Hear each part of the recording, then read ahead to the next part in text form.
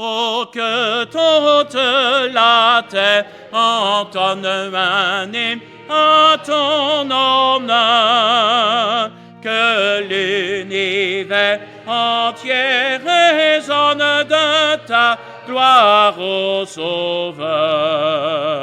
À toi louange, honneur et gloire à ton nom, ô Jésus.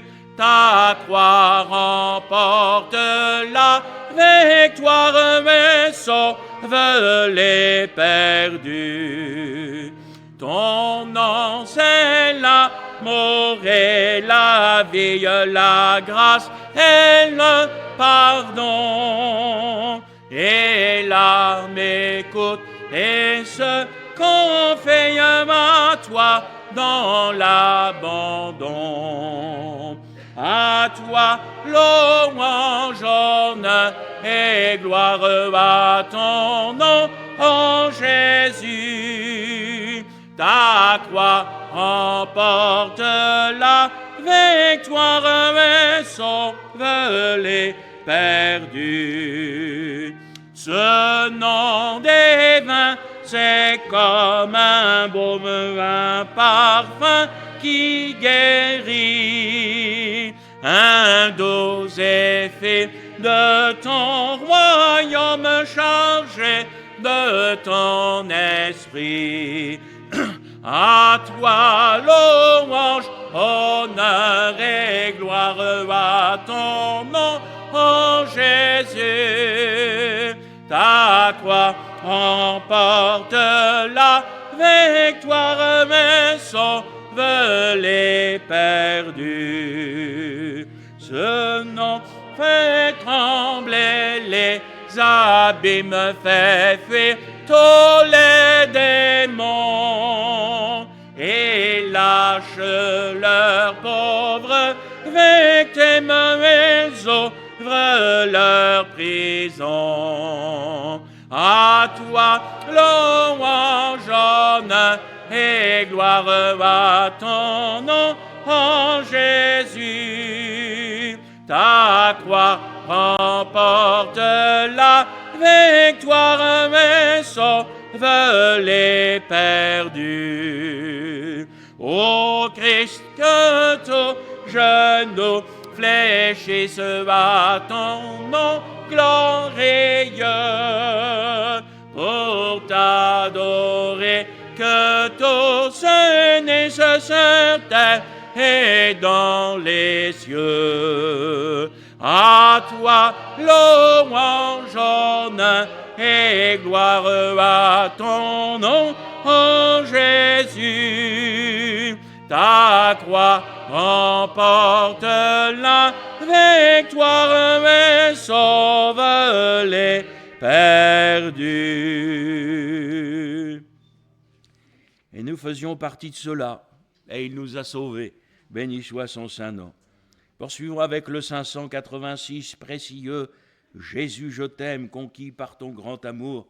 Mais nous ne voulons pas oublier que si nous l'aimons aujourd'hui, c'est parce que lui nous a aimés le premier.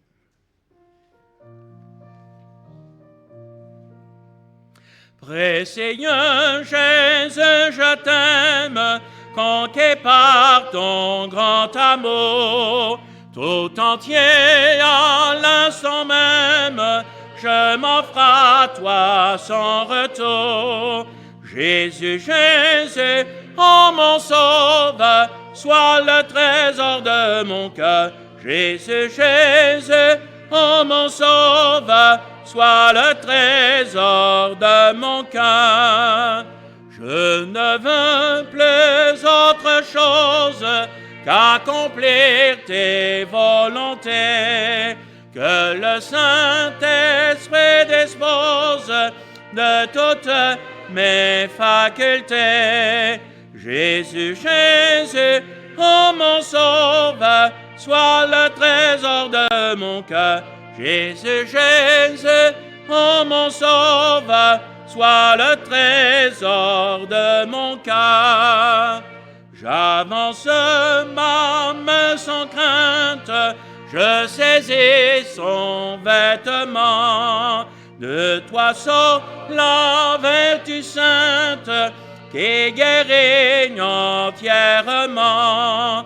Jésus, Jésus, oh mon sauveur, sois le trésor de mon cœur. Jésus, Jésus, oh mon sauveur, sois le trésor de mon cœur. Ton amour remplit mon âme de paix, d'espoir, de bonheur. Tout mon être te réclame, Jésus mon roi, mon sauveur. Jésus, Jésus, oh mon sauveur, sois le trésor de mon cœur. Jésus, Jésus, oh mon sauveur, sois le trésor de mon cœur. Béni soit le nom du Seigneur Jésus.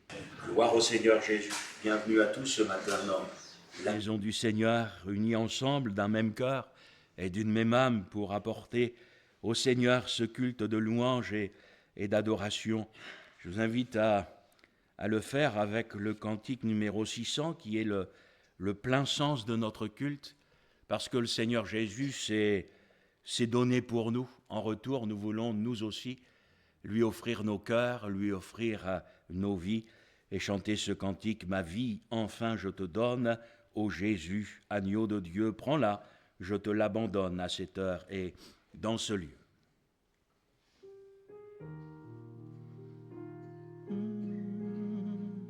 Ma vie, enfin je te donne, ô Jésus, agneau de Dieu, prends-la, je te l'abandonne à cette heure et dans ce lieu. Je t'apporte mes souillures, mon péché, mon mauvais cœur, dans le sang de tes blessures, blanchis-moi, divin Sauveur. Tu connais mes luttes vaines pour triompher de mon cœur. Tu sais le poids de mes chaînes et ma secrète douleur.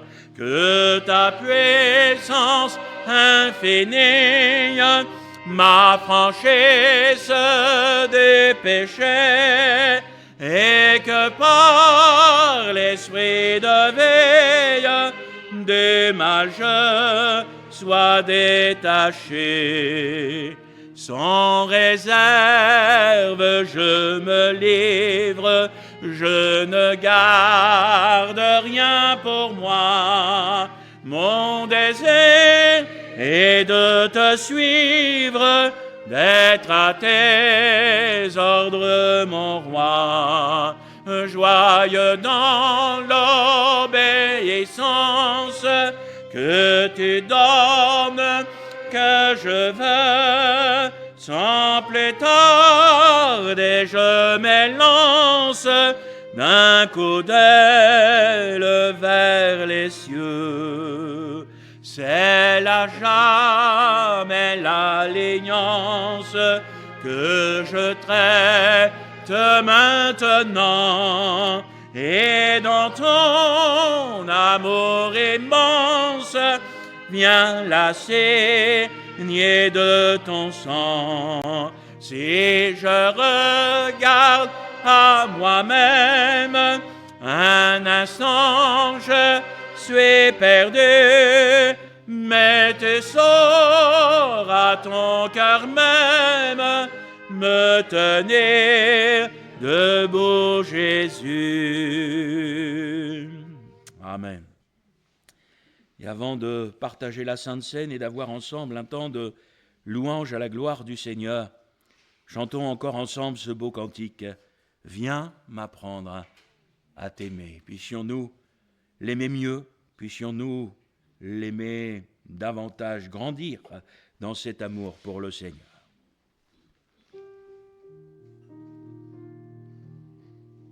viens m'apprendre à t'aimer.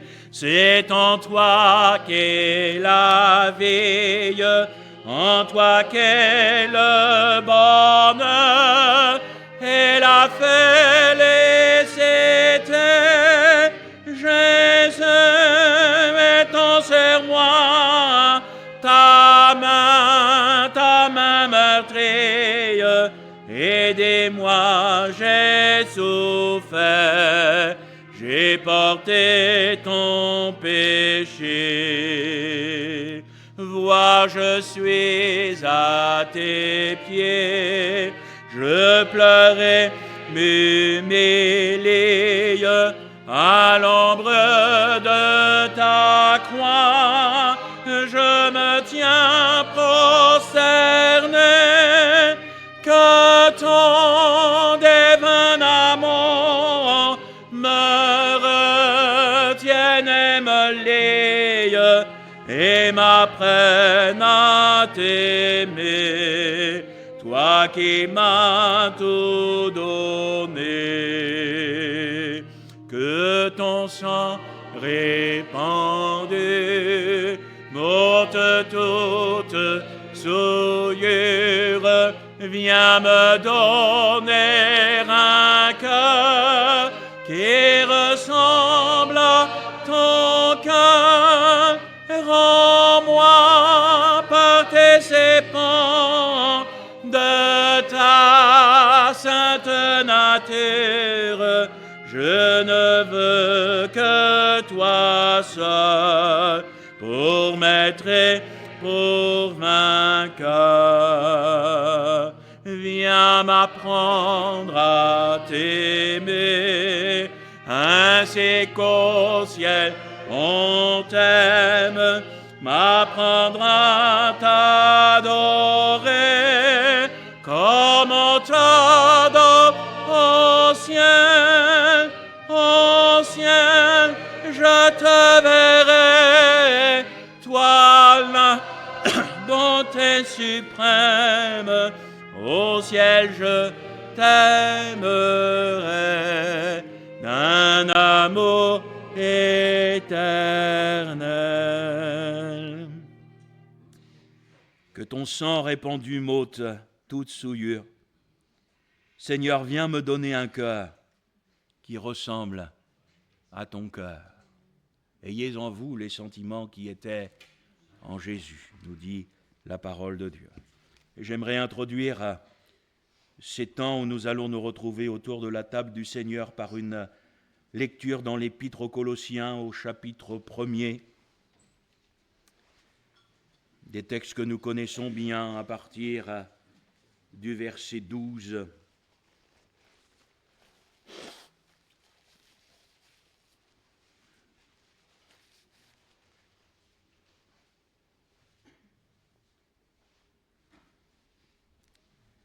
Rendez grâce au Père, qui vous a rendu capable d'avoir part à l'héritage des saints dans la lumière.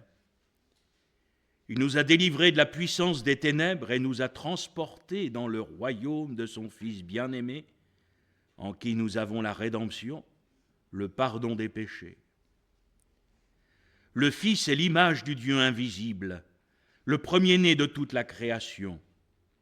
Car en lui ont été créées toutes les choses qui sont dans les cieux et sur la terre, les visibles et les invisibles, trône, dignité, domination, autorité, tout a été créé par lui et pour lui. Il est avant toute chose, et toute chose subsiste en lui. Il est la tête du corps de l'Église, il est le commencement, le premier-né d'entre les morts, afin d'être en tout le premier. Car Dieu a voulu faire habiter toute plénitude en lui. Il a voulu par lui tout réconcilier avec lui-même, tant ce qui est sur la terre que ce qui est dans les cieux, en faisant la paix par lui, par le sang de sa croix. Et vous, qui étiez autrefois étrangers et ennemis par vos pensées et par vos mauvaises œuvres, il vous a maintenant réconciliés par sa mort dans le corps de sa chair, pour vous faire paraître devant lui saints, sans défaut et sans reproche, si du moins vous demeurez fondés et inébranlables dans la foi, sans vous détourner de l'espérance de l'évangile que vous avez entendu, qui a été prêché à toute créature sous le ciel, et dont moi, Paul, j'ai été fait ministre. Amen. J'aimerais ce matin, frères et sœurs, vous inviter à faire une lecture avec moi dans l'épître à Philémon. J'ai eu à cœur de vous parler d'Onésime. D'ailleurs, l'épître à Philémon est très courte et c'est quasiment à Onésime qu'elle est consacrée. Verset 8, Philémon chapitre 1er, de toute façon il n'y en a qu'un. Verset 8. Paul écrit à Philémon en lui disant « C'est pourquoi, bien que j'ai en Christ toute liberté de te prescrire ce qui est convenable, c'est de préférence au nom de l'amour que je t'adresse une prière, étant ce que je suis, Paul, un vieillard, et de plus maintenant prisonnier de Jésus-Christ. Je te prie pour mon enfant, que j'ai engendré dans les chaînes, Onésime, qui autrefois t'a été inutile, mais qui maintenant est utile, et à toi et à moi. Je te le renvoie, lui, une partie de moi-même. J'aurais désiré le retenir auprès de moi pour qu'il me serve à ta place pendant que je suis dans les chaînes pour l'Évangile.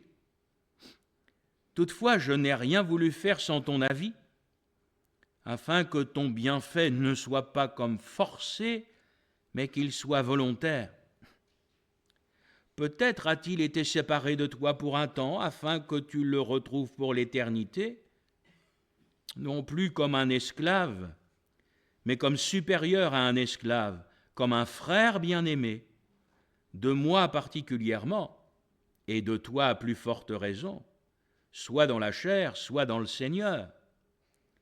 Si donc tu me tiens pour ton ami, reçois-le comme moi-même. S'il t'a fait quelque tort, s'il te doit quelque chose, mets-le sur mon compte. Moi, Paul, je l'écris de ma propre main, je paierai, pour ne pas te dire que tu te dois toi-même à moi.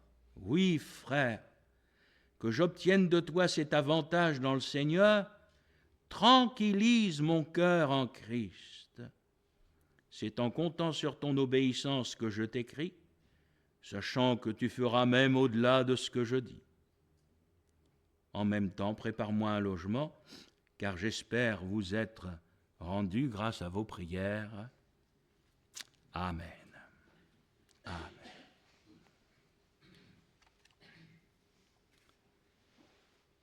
On a souvent présenté l'apôtre Paul d'une manière fausse. Avez-vous remarqué combien il était fraternel, mais au sens propre du terme? Avez-vous remarqué combien il aimait Onésime? Avez-vous remarqué qu'il ne faisait aucune différence alors qu'Onésime avait été un esclave? Mais pour l'apôtre Paul dans le Seigneur, il n'y a pas d'esclave,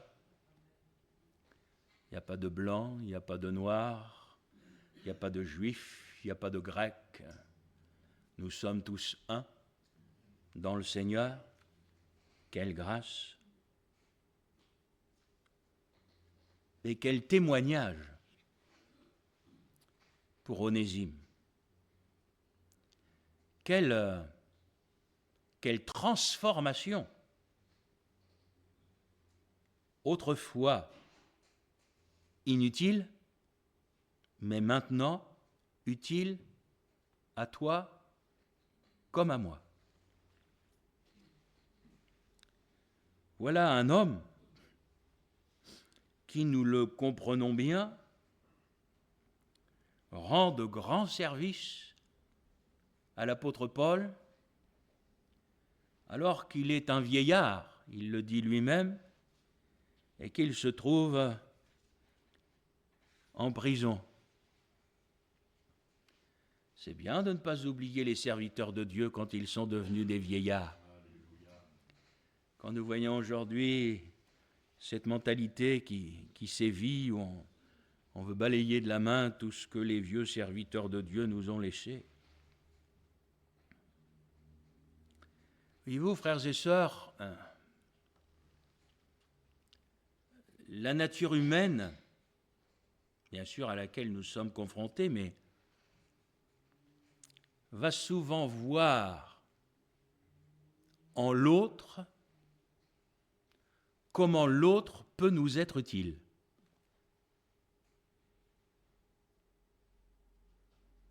Mais j'aimerais ce matin, avec l'aide et la grâce de Dieu, que nous puissions voir comment nous pouvons être utiles aux autres. Parce que servir le Seigneur, être utile au Seigneur, c'est servir l'autre.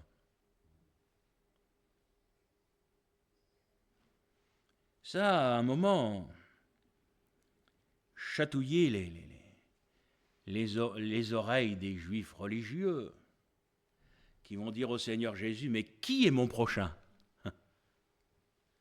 Qui est cet autre ? Alors j'aimerais ce matin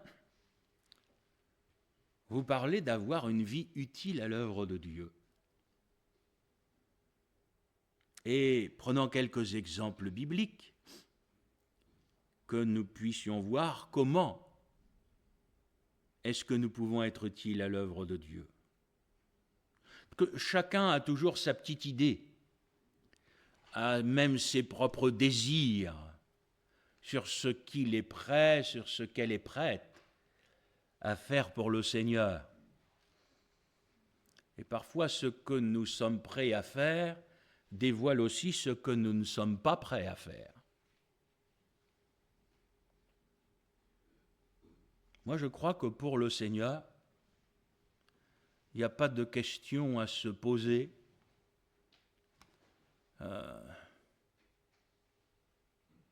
Tout ce que ta main trouve à faire, fais-le. Donc c'est pas ceci, c'est pas ça, c'est tout. Y compris pour les serviteurs de Dieu. Je me souviens particulièrement de ce que mon grand-père pouvait dire. Vous savez, il avait beaucoup d'humour.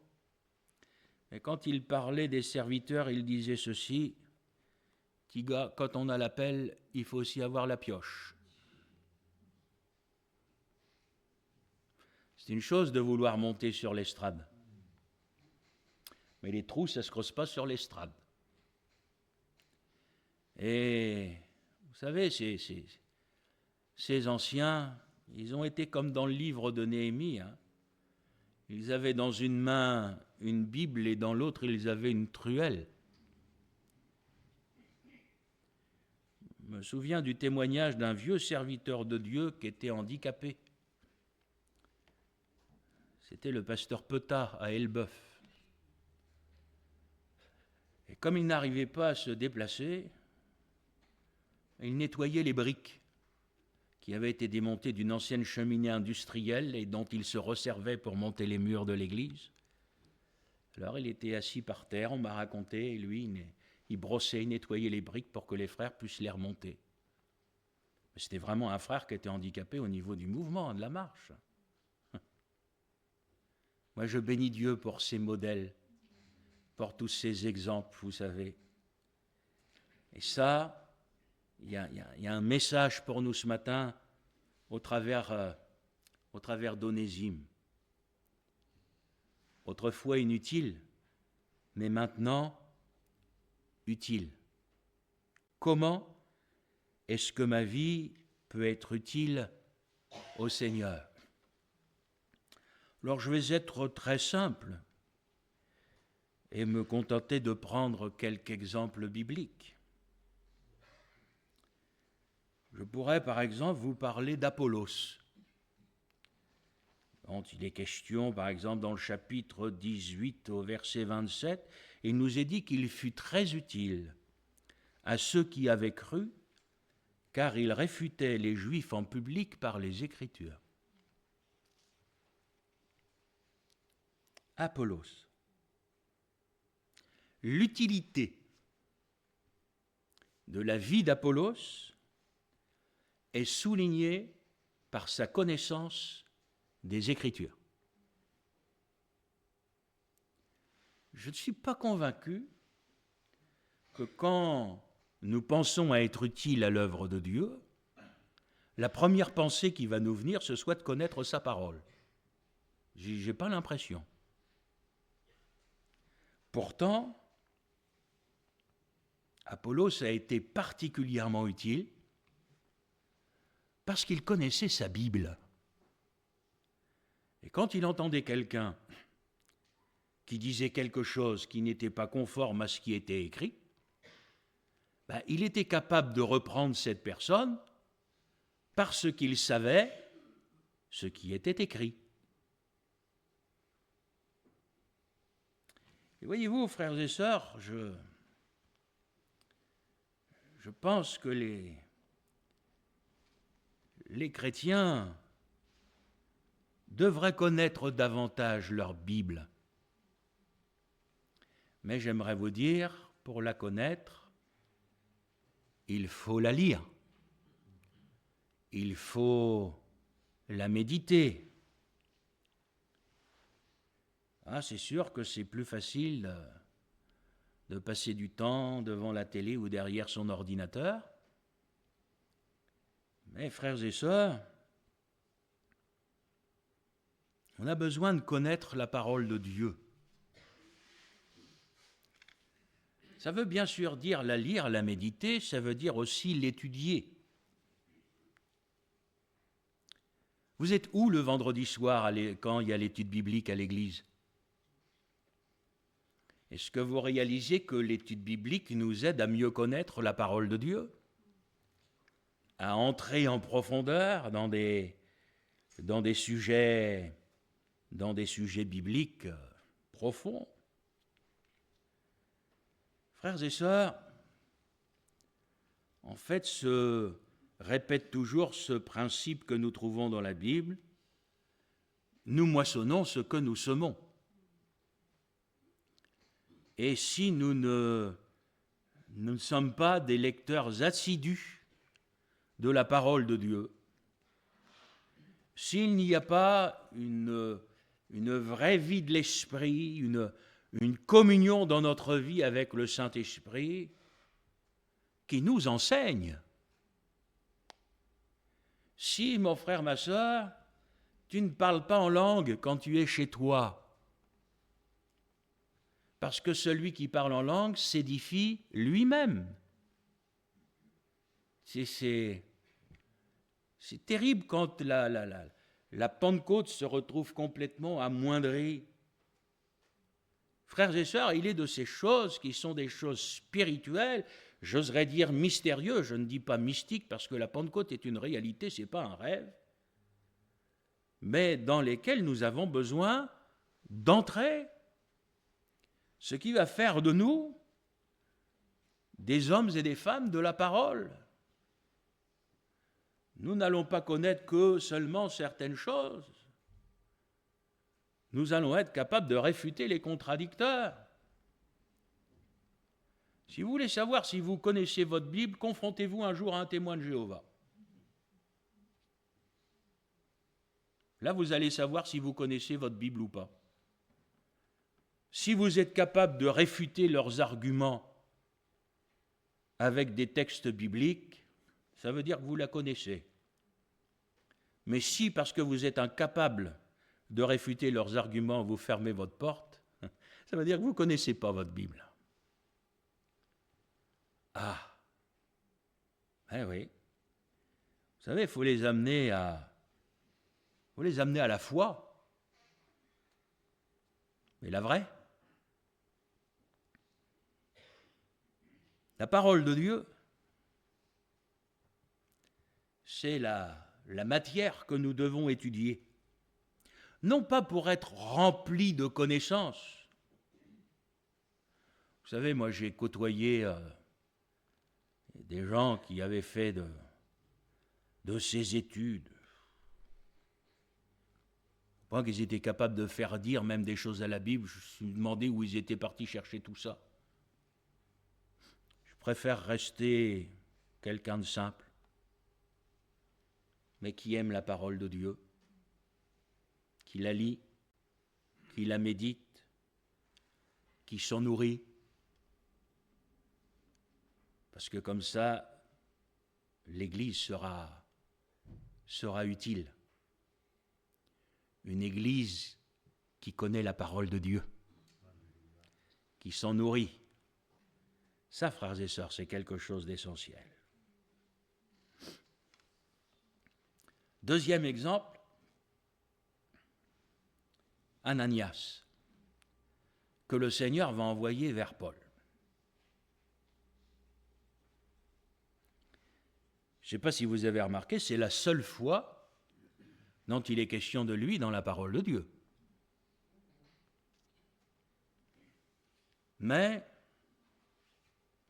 on se trouve quand même dans un contexte bien particulier. Saul de Tarse, le persécuteur, celui qui s'en allait à Damas pour chercher les chrétiens et pour les ramener enchaînés à Jérusalem, voilà que le Seigneur l'a arrêté dans cette course folle. Voilà que Saul de Tarse se retrouve aveugle et le Seigneur va aller parler à Ananias. Vous savez, ça me fait penser aussi à Philippe, que le Seigneur va envoyer pour le salut d'une seule personne, l'eunuque éthiopien. Et là, nous allons avoir Ananias que le Seigneur va envoyer pour Paul. Vous savez, frères et sœurs, ce que le Seigneur nous demande de faire, ce n'est pas toujours facile. Hein. Et les gens vers lesquels il nous envoie ne sont pas toujours des rencontres faciles. Ananias, tu vas aller prier pour Saul de Tarse. Moi, j'aurais voulu entendre la conversation entre Ananias et le Seigneur. Seigneur, t'es sûr? Tu ne te trompes pas. Seigneur, tu sais bien qui c'est quand même. On parle bien du même personnage, on parle bien du même homme. Oui, oui, Ananias. Tu vas aller vers lui parce que je l'ai choisi. Et là, vous allez avoir la foi d'Ananias qui va se mettre en œuvre. Il va croire le Seigneur. Hein. J'aimerais vous dire, là, il fallait de la foi pour y aller. Hein. Vous avez là un homme disponible, utile, parce qu'il est disponible. Et pour être disponible, il faut être disposé à être disponible. Mes chers frères et sœurs, le monde dans lequel nous vivons nous accapare. Et le Seigneur, dans le domaine du service, d'avoir une vie utile pour lui, vous êtes d'accord avec moi si je vous dis qu'il devrait avoir la priorité. Il devrait passer avant. Hier, je dialoguais avec un monsieur là, qui était en train de tailler une haie chez un voisin. Elle n'a pas été taillée depuis des années, je peux vous assurer qu'ils ont fait un de ces boulots. Alors j'allais le voir, puis parlant avec lui, je regardais mon jardin, puis je regardais mes pieds de tomates. Ils sont toujours là. Je regardais mes haricots. Ils sont toujours là. J'ai pas eu le temps de m'en occuper. Au printemps, j'ai eu le temps de les planter. Mais là, avec toutes les activités, je dis à ma femme, j'espère qu'à un moment où j'aurai un peu de disponibilité, il y aura un rayon de soleil pour que je puisse arracher tout ça. Tant pis pour les tomates. Tant pis pour les haricots. Tant pis pour le jardin. L'essentiel, c'est de servir le Seigneur. C'est de savoir laisser ces choses-là de côté. C'est pas une priorité. Il y a tout un tas de choses qu'il faudrait que je fasse chez moi. Si vous voulez savoir quoi, il faut demander à ma femme, c'est elle qui a la liste et qui l'écrit. C'est souvent comme ça, les frères. Hein. Mais ce n'est pas une priorité. La priorité, c'est d'être disponible quand le Seigneur a besoin de nous. J'ai envie de vous dire, tant pis pour le reste. Les choses de la terre, etc., béni soit Dieu pour le confort qu'il nous donne. Mais mon frère, ma sœur, ce sont des choses secondaires. La priorité, c'est d'être disponible pour que quand le Seigneur a besoin de nous, on change notre planning pour que le Seigneur passe à la première place. Et ce que moi j'ai prévu, tant pis, je le décale. Même si ce sont des vacances. C'est utile, les vacances. Mais le service du Seigneur est plus important encore que ça. Ananias. La Bible est discrète sur lui. Peu de choses sur lui. Mais le jour où le Seigneur a eu besoin de quelqu'un, il a pu compter sur lui. Ananias n'a pas dit, Seigneur, je ne peux pas, je suis en train de poser des étagères à la maison. Il y est allé et ça a été une grande bénédiction. Et quand il y a un besoin, le chrétien, la chrétienne doit être disponible. Doit pouvoir dire, me voici Seigneur, tu es la priorité de ma vie. Et tant pis pour le reste, Seigneur, tu seras toujours le numéro 1. Je trouverai bien un moment pour le reste. On en trouve du temps. Mais Seigneur, je veux toujours que tu sois en premier. Acte 6, verset 3, c'est l'institution des diacres.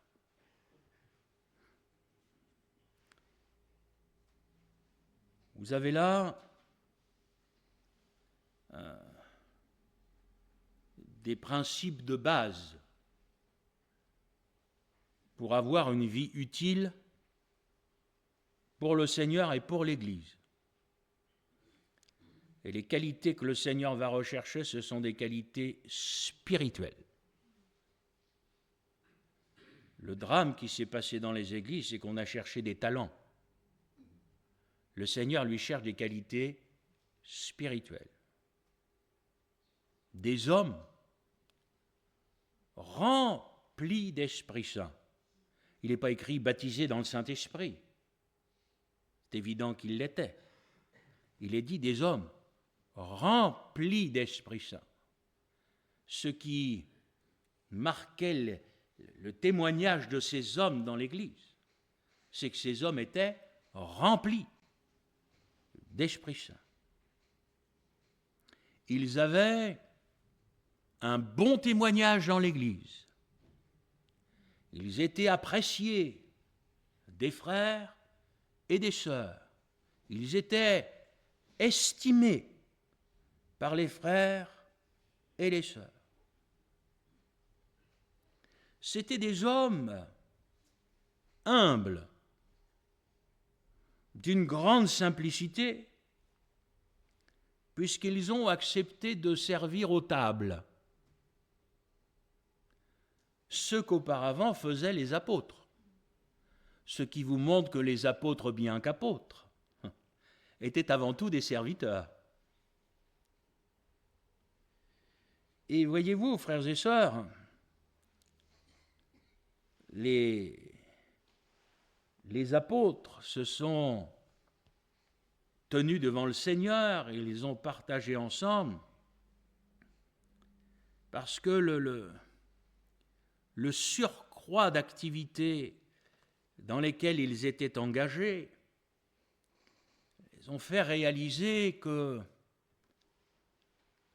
c'était leur ministère qui en pâtissait. C'était pas que toutes ces choses qu'ils faisaient ne devaient pas être faites. Quelque part, ils se sont dit, c'est pas à nous de les faire. Et alors, leurs regards se sont tournés dans l'Église vers des frères spirituels, des frères aimés, reconnus, avec un bon témoignage. Pas pour monter sur l'estrade, pour servir aux tables, pour aller apporter aux veuves de quoi manger, voyez-vous, quelque chose qui ne se voit pas. Et puis, un jour, vous en avez certains qui sortent du lot. Vous avez Philippe,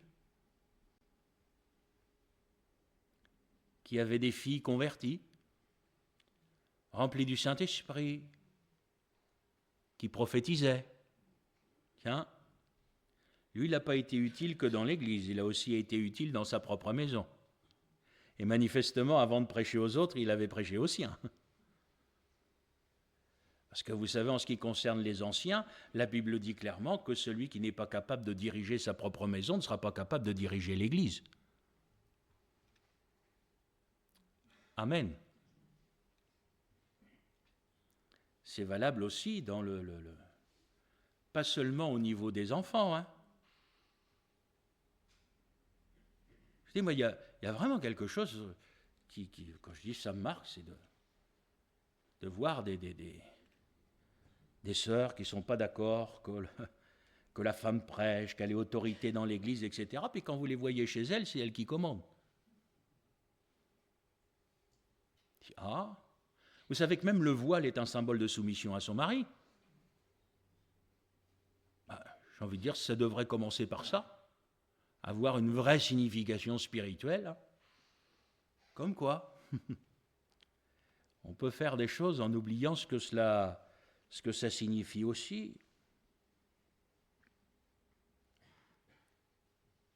Je crois qu'aujourd'hui, l'Église, elle a encore besoin de diacres, de diaconesses, parce que dans la parole de Dieu, nous avons des diaconesses, qui soient de ces hommes simples, de ces femmes simples, pas doués, remplis du Saint-Esprit. Ça passe d'abord. Vous savez, dans mon ministère, j'ai souvent été confronté entre les qualités humaines, les talents humains, et de l'autre côté, le spirituel. Vous saviez, parfois, dans les partages que j'ai avec mon épouse, je lui ai dit, mais comme c'est dommage, quel gâchis, ce frère, cette sœur, si il était différent, si elle était différente. Parce que parfois, vous avez dans l'Église des gens qui ont d'énormes talents. Ce qui leur manque, en fin de compte, ils ne le réalisent pas. C'est une personnalité transformée par le Seigneur pour entrer dans l'esprit du service. Et l'esprit du service est plus important que le service lui-même. On peut servir, on peut avoir toutes sortes de qualités. Mais la qualité supérieure à toutes, c'est le spirituel, c'est d'être rempli d'Esprit Saint. Vous vous rendez compte que c'était des qualités qui étaient exigées pour servir à des tables.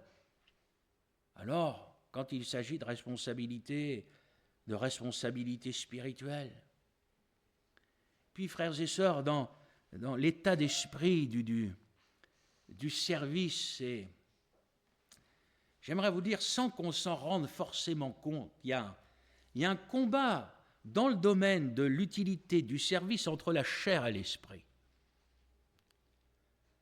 Pourquoi est-ce que je dis ça? Parce que la chair, elle va rechercher ce qu'elle aime. Elle va rechercher ce qu'elle se croit capable de faire. Le service avec la chair, c'est réfléchir en disant en quoi est-ce que je peux être utile, quelles sont mes qualités, qu'est-ce que je crois être capable de faire. Et sans nous en rendre compte, ça va nous orienter vers un type de service et pas vers un autre. Le service au niveau spirituel, c'est Seigneur, moi, quoi que ce soit que tu me demandes, c'est bon, c'est oui.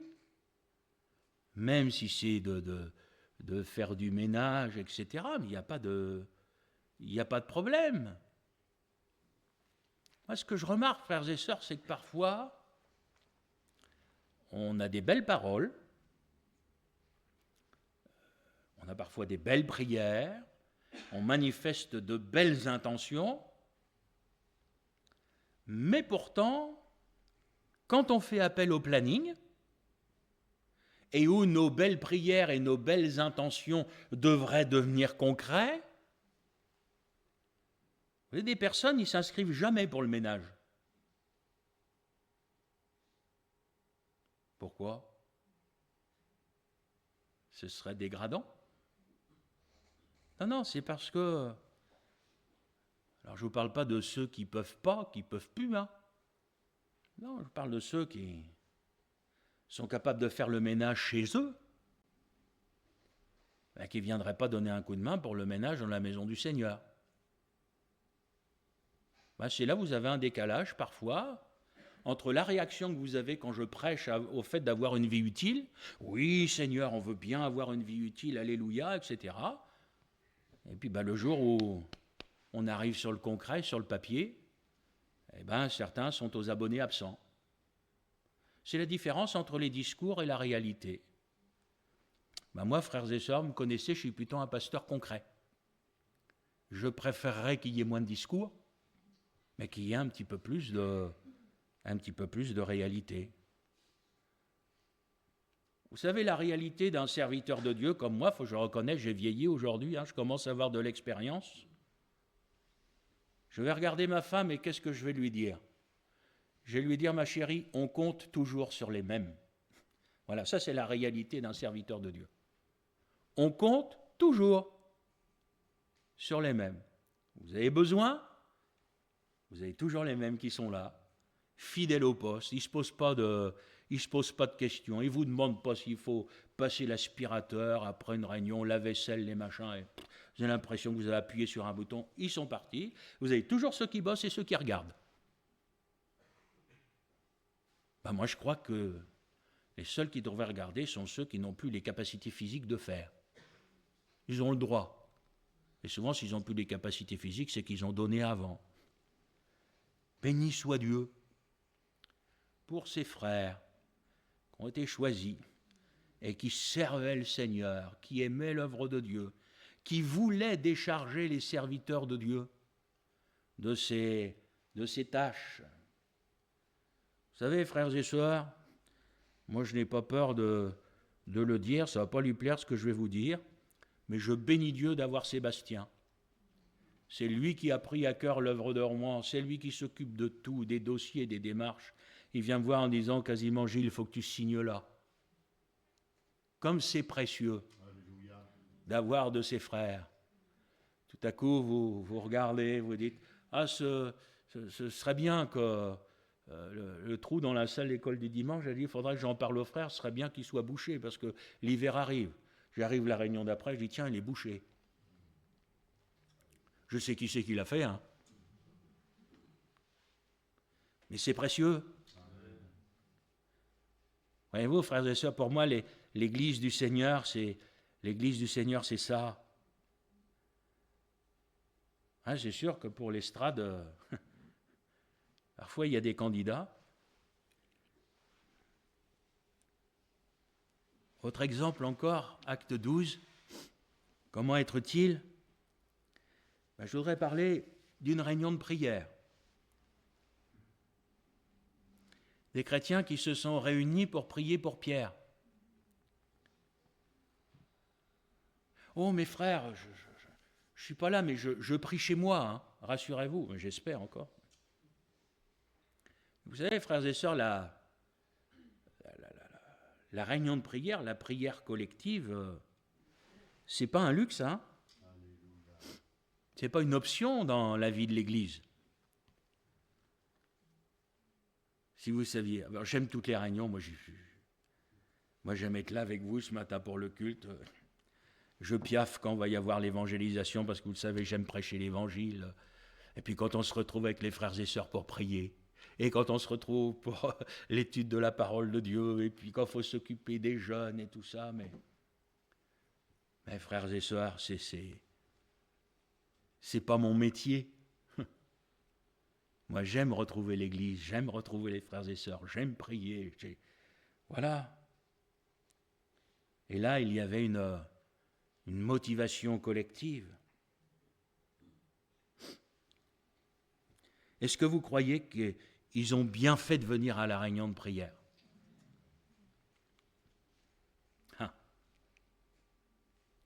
Et je vous parlais tout à l'heure de l'étude biblique, frères et sœurs. Je peux poser la même question. Où suis-je à l'heure de la prière? Je ne fais pas de reproche à ceux qui ne peuvent pas venir à cause des horaires, à cause du travail, etc. Mais êtes-vous vraiment sûr que vous ne pouvez pas venir? Je vous exhorte comme un frère. Hein. Je vous promets, c'est affectueux, mais en même temps, je suis votre pasteur. Je pense qu'il y a des fois, il faut dire des choses. Et moi, il y a des couples dans l'Église, je ne comprends pas. Je ne comprends pas que vous n'ayez pas compris l'utilité de l'étude biblique ou l'utilité de la prière.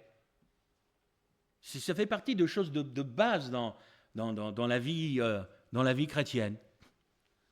Nous qui sommes des vieux chrétiens, on devrait être des modèles pour les nouveaux convertis.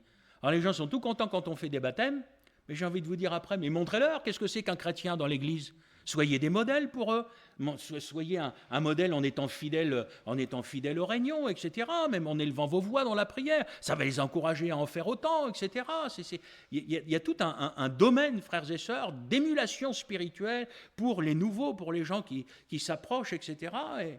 Et qui fait, frères et sœurs, que dans l'Église, on ne vient pas. Et je vous en supplie, ne venez pas pour moi, ne venez pas parce que je l'ai dit, mais faites-le vraiment avec un sentiment spirituel. De dire, mais notre place, elle est là. Et comme je comprends, vous savez, quand j'étais pasteur à Cherbourg, on avait un couple de frères et sœurs qui étaient déjà âgés. Il fallait qu'ils fassent au moins 40 km pour venir aux réunions. Vous savez, quand c'était le soir en semaine, et puis que vous êtes là-haut dans le Nord Cotentin, avec la tempête, le vent et tout ça, puis il me disait Gilles, il n'est pas loin de 80 ans, il me dit, excuse-nous, mais là, l'hiver, c'est difficile. Il y en aura un au milieu de nous qui va reprocher à un âgé de ne pas venir l'hiver parce qu'ils ne peuvent pas conduire la nuit, parce que c'est difficile, parce qu'ils ont peur que les routes glissent. J'ai envie de vous dire qu'il n'y en ait pas un au milieu de nous, parce qu'il va avoir le droit de passer dans mon bureau. Hein. C'est normal ces choses-là, frères et sœurs, et quand on est un frère, une sœur authentique, mais on comprend ça. Mais de l'autre côté, frères et sœurs, quand on peut et qu'on ne vient pas, moi j'ai envie de vous dire, vous arrangerez avec le Seigneur. On n'est pas sous la loi, hein. Vous ne péchez pas en ne venant pas à la réunion. Mais je peux vous dire que vous passez à côté de quelque chose. Hein. Être utile, c'est aussi ça. Être utile, c'est être à sa place, avec les frères et sœurs, à combattre, à lutter, à prier. Moi, j'étais encouragé hier midi, quand j'ai vu la mobilisation de l'Église dans le jeûne et dans la prière. Vous ne comprenez peut-être pas ça. Je vous dis, ça fait du bien, hein, pasteur. Quand on voit derrière on n'est qu'un, quoi. Je veux dire, on n'est pas, vous savez, dans le jeûne, là, systématique, telle date du mois, etc. On vient avec un cœur pour le Seigneur, pour jeûner. Il y a besoin, frère, tu peux compter sur nous, on est là. Béni soit Dieu. Moi, je veux dire à ceux qui étaient là hier, vous m'avez fait du bien. Béni soit Dieu, ça m'a encouragé. J'ai dit, Seigneur, béni soit Dieu, l'Église qui se mobilise. Voilà, les chrétiens qui priaient pour Pierre. Alors, est-ce qu'il manquait de foi, puisque je parle de la foi en ce moment le vendredi? Bon, Pierre en train de frapper à la porte. Ils sont en train de prier pour lui. Le gars, il arrive, ils y croient pas. Oh, vous savez, on aurait bien fait la même chose. Joseph, surnommé Barnabas. Actes chapitre 4, verset 36. Il fut utile à l'œuvre de Dieu en vendant un champ pour couvrir les besoins de l'œuvre de Dieu et pour aider les indigents. Vous savez, dans le livre des Actes, vous pourriez confronter ce Joseph surnommé Barnabas et Ananias et Saphira. Eux, ils ont donné des sous. Alors, il y a des pasteurs qui auraient dit, il faut laisser les souvenirs. Il n'y a pas de problème. Non, mais l'esprit dans lequel ils l'ont fait, c'est un esprit de mensonge. Dieu n'a rien à faire avec les gens qui donnent de l'argent comme ça pour des apparences, quoi que ce soit. Mais il n'y avait pas que. On s'arrête souvent sur Ananias et Saphira. Je voudrais vous parler de Joseph. Joseph, c'est un homme qui avait des biens. Eh bien, il a été utile. Il a été utile à l'œuvre de Dieu. Il avait un champ, il l'a vendu. Et l'argent de ce champ, eh bien, il l'a donné à l'œuvre de Dieu. Vous savez, frères et sœurs, quand le Seigneur nous bénit financièrement, c'est pour qu'on soit aussi en bénédiction. Vous me connaissez, je ne fais pas d'appel à l'argent, mais je suis en train de vous parler de ce que la Bible dit en ce qui concerne l'argent. La parole de Dieu nous montre qu'il y a des hommes à l'image de Joseph qui ont été généreux avec l'œuvre de Dieu. Alors, vous connaissez, je ne suis pas du tout dans la prospérité. Là, je vous promets. Mais vous savez, moi, je crois que quand on bénit, on est béni. Alors, comme je vous dis, je ne suis pas du tout dans la prospérité, en vous invitant à vous démunir de tout, à vendre vos maisons, vos possessions, etc. Ça, comptez pas sur moi, c'est quelque chose de spirituel, c'est entre vous et le Seigneur. Mais je bénis quand même le Seigneur parce que dans sa parole, nous avons Barnabas. Barnabas, il avait un peu plus d'argent que les autres. Eh bien, il a un peu plus béni l'Église que les autres. Voilà. Frères et sœurs, je vais jusqu'à vous dire que le Seigneur nous demandera des comptes sur la manière avec laquelle on aura géré notre argent. Vous savez, on peut garder cet argent égoïstement et en profiter pour les biens de la terre. Le Seigneur n'est pas opposé, qu'on possède des choses ici-bas, mais être utile à l'œuvre de Dieu. Alors je rends grâce pour ceux qui sont utiles à l'œuvre de Dieu. Je bénis Dieu parce que sur Rouen, pas sur Ponto-de-Mer, sur Rouen, on a eu un Barnabas. Je bénis Dieu de ceux qui vont voir l'œuvre de Dieu.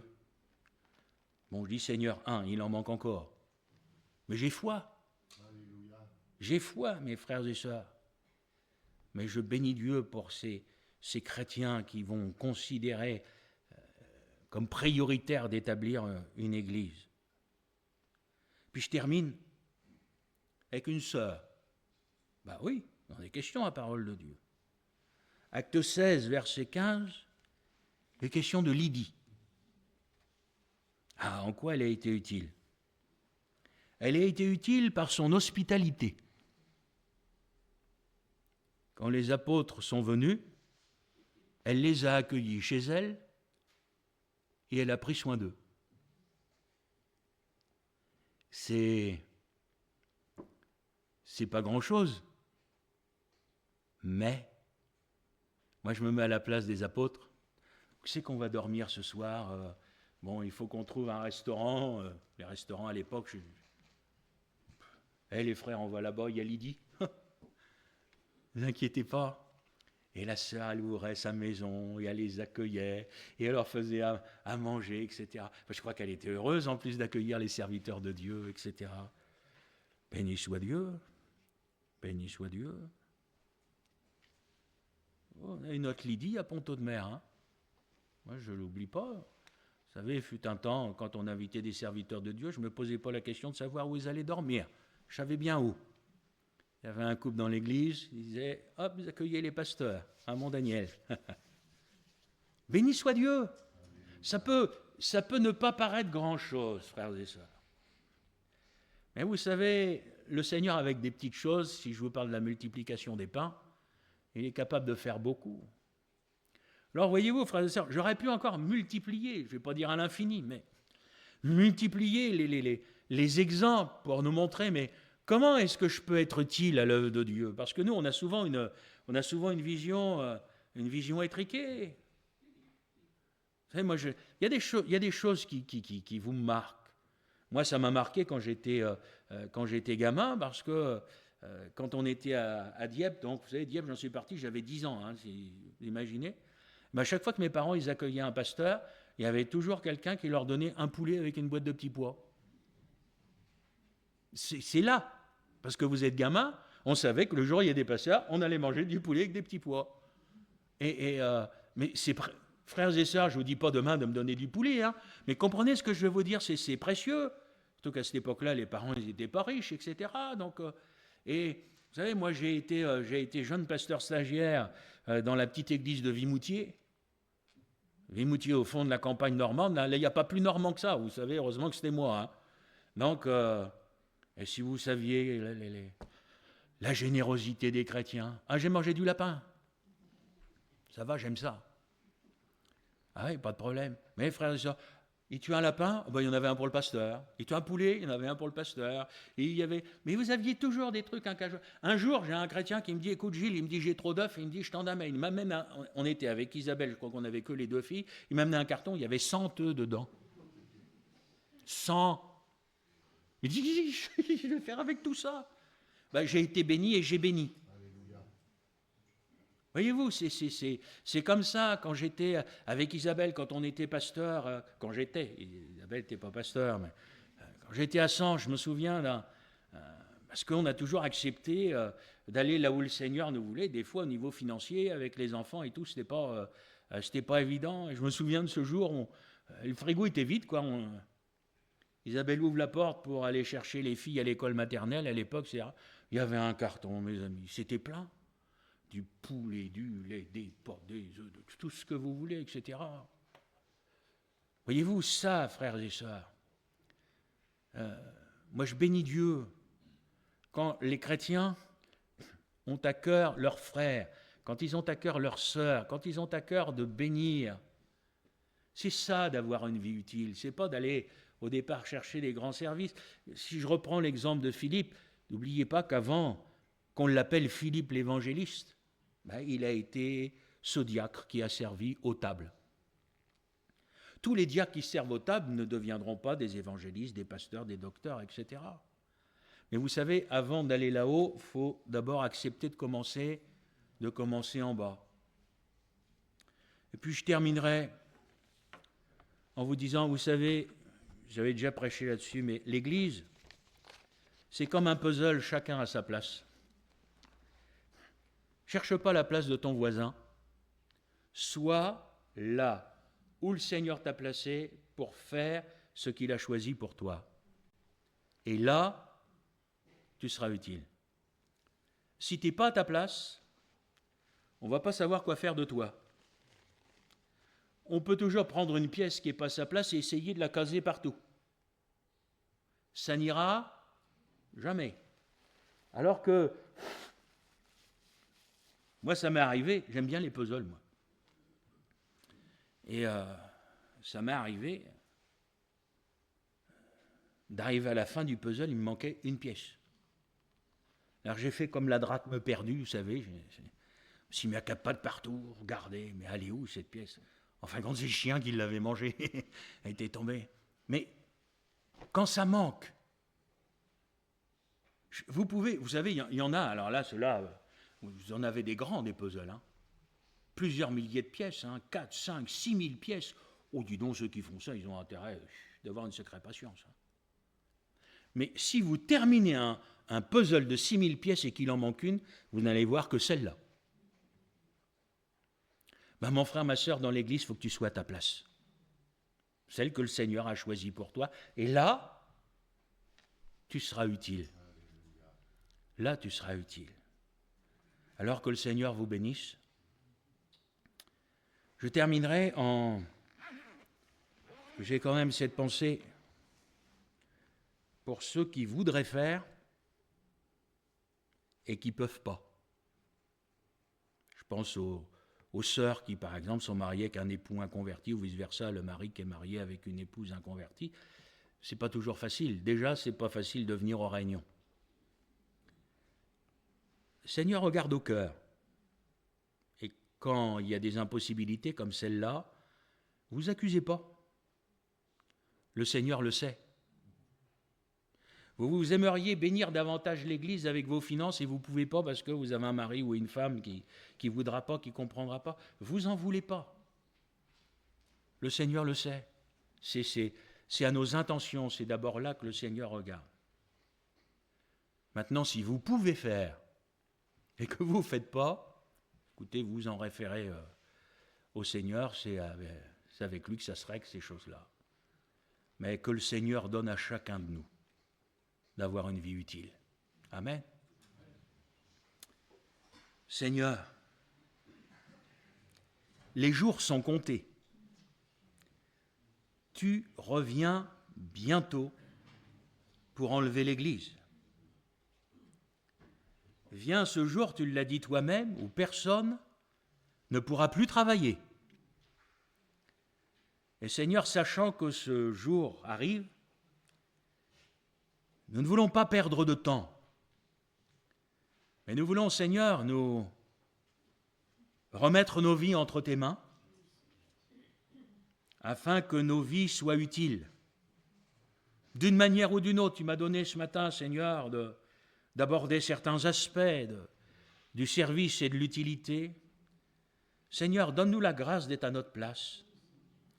Et là où tu nous as placés, Seigneur, d'être utiles à ton œuvre, donne-nous un cœur pour te servir.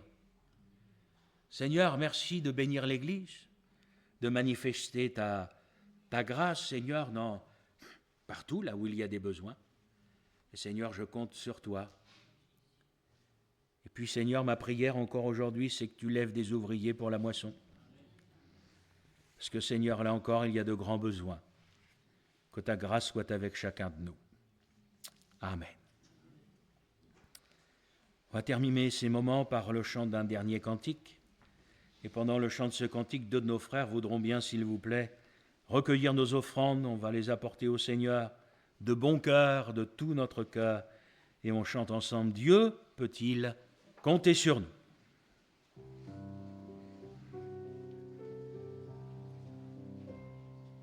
Dans les jours où tout est joie, lumière et félicité, quand les fleurs sur notre voie s'ouvrent au soleil d'été, Dieu peut-il compter sur nous? Dieu peut-il compter sur nous? La fera-t-il jusqu'au bout? Dieu peut-il compter sur nous? À l'heure du sacrifice, qui n'a pas son mort et Jean, lorsque notre front se plisse, quand nous se livre un combat, Dieu peut-il compter sur nous? Dieu peut-il compter sur nous? Là pour Dieu peut-il compter sur nous? Et si l'obstacle se dresse, effrayant sur le chemin, si notre cœur en détresse n'ose penser à demain, Dieu peut-il compter sur nous? Dieu peut-il compter sur nous? Le pourra-t-il jusqu'au bout? Dieu peut-il compter sur nous? Quand Dieu cherche sur la terre un fidèle intercesseur, s'adonnant à la prière pour un monde si pécheur, Dieu peut-il compter sur nous? Dieu peut-il compter sur nous? Le pourra-t-il jusqu'au bout? Dieu peut-il compter sur nous? Par son esprit, par sa grâce, Dieu pourra compter sur moi. Je le suivrai quoi qu'il fasse sur le chemin de la foi. Oui, tu peux compter sur moi, car je peux compter sur toi. Je te suivrai par la foi. Oui, tu peux compter sur moi. Béni soit Dieu.